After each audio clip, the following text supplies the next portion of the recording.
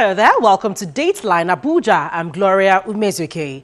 The outbreak of violence in farming communities across the country sparked fears of food insecurity in Africa's most populous country. This is in spite of a renewed effort by governments to boost farmers' production. The National Food Security Council is trying to resolve these challenges, and I spoke to a member of that council. Governor Atiku Bagudu, you're welcome to the program. Thank you. On one hand, we face challenges of smuggling. On the other hand, we have herdsmen and farmers' crisis. We have a lot of stories that farms being invaded and attacks, carried out. When you see such challenges, in our faces, how does he encourage farmers to continue? Well, the farmer herdsman issue is a climate change issue. We simply do not have enough land to continue farming in the way we used to continue fishing in the way we used to continue pastoral lifestyle in the way it used to be done. I'm a governor of a state where all the three are important economic players: farmers, fishermen, pastoralists, or herdsmen, as it's commonly called. And the first realization for everyone is that population growth of cities, infrastructure, take away land from agricultural activity in the widest possible sense. Secondly, water resources are also smaller than they used to be. I used to give this example: the Ijo fisherman is no longer finding the freshwater bodies that his grandfather or grandparents are used to. The same with Ogonai fisherman in rivers. The same thing with a pastoralist who used to, for example, wander land with in fact, he didn't used to wander. He used to be invited by farmers, because before the advent of chemical fertilizer, farmers will call people with livestock so that they can manure their farms. But today this model has broken down, understandably, and is affecting everyone. And what is important is for us to recognize it as such and invest in all the three sectors so that our people, farmers, fishermen, pastoralists, can do what they used to do in a modern way, and more importantly, make a proper living out of it, than increasingly and being pauperized. You are farming for ages and you are getting poorer. You are a fisherman for ages and you are getting poorer, or a pastoralist for ages and you are getting poorer. So I think that is the first major appreciation. Secondly, is to recognize that sometimes we invest more in the farming sector rather than fishing sector or the pastoral sector. So these are economic activities that if we invest in them properly, New Zealand earns close to what Nigeria earns in crude oil from milk export. When you say investment, are you tailoring towards cattle colony? No, whatever you call it. I grew up in villages where chickens roam. Every family has chickens, but it's not an efficient production system. Modern systems of poultry keeping showed that, you can rear a chicken in 7 weeks, and those who do it, if we teach our mothers, women, the way to do it, they become richer. So it's the same thing. What I meant is that the pastoral lifestyle cannot be sustained, just like the fishing lifestyle cannot be sustained.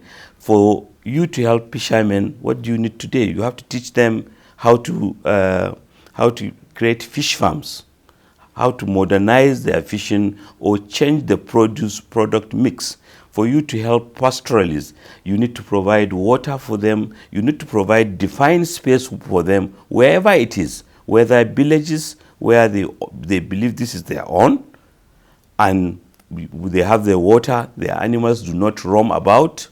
For animals not to roam about, you have to have water in that place. You have to have, they have to have the ability to grow grasses that will even help support the animal milk yield and animal growth. And once you do that, they appreciate the value of staying in one place. They become richer.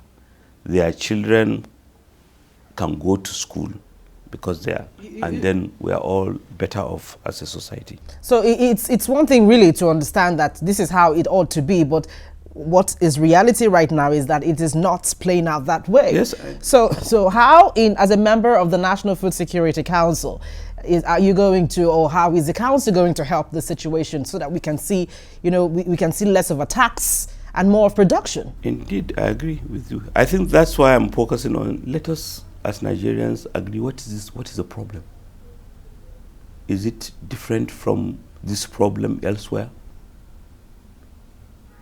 I believe in all the over 700 local governments of Nigeria, anywhere you go every day, you'll find one dispute involving farmland issue. Yes. Irrespective of whether it involves fishermen or farmers or herdsmen. So what is the council doing about this? Correct appreciation of the problem. I am a governor of a state that has a large Fulani population. This problem of inability to provide enough land for everyone is there, as it is in Plateau.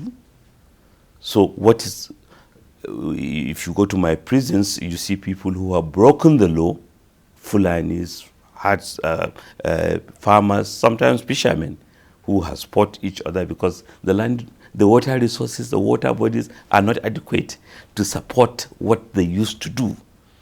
It's the same thing in Bayelsa. We are dealing with a land use issue which will get worse as our population grow, and the sooner we come to correct appreciation, and that's what that realization is what will accelerate. What do we want as a solution? We want less movement of animals. Why?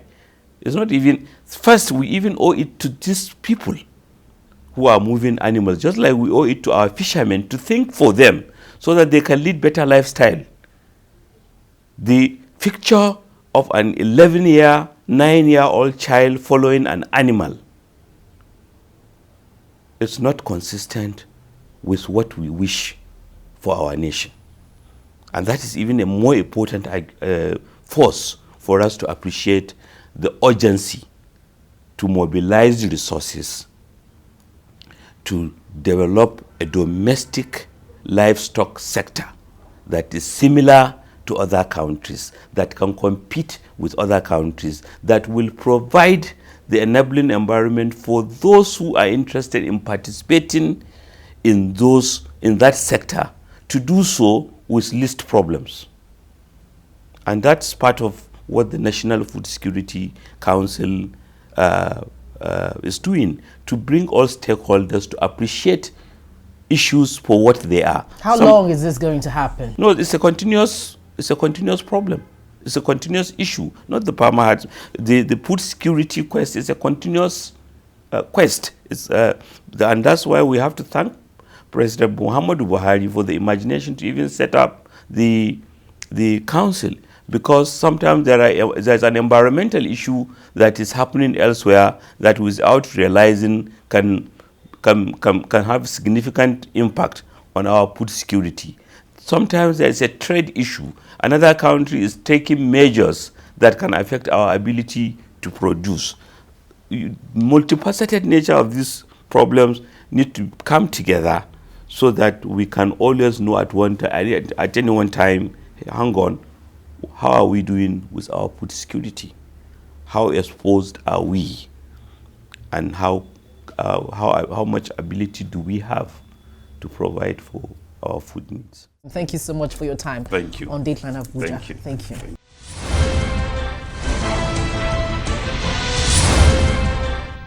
Well, Well, thank you for your mails and tweets as always. Keep sending in your views and comments using the email address and Twitter handle on your screen. Also, be sure to share anything happening within your locality. Don't you forget you can view the program on youtube.com/channelsweb/videos. Thank you for watching this week. I'm Gloria Umezuke. See you again.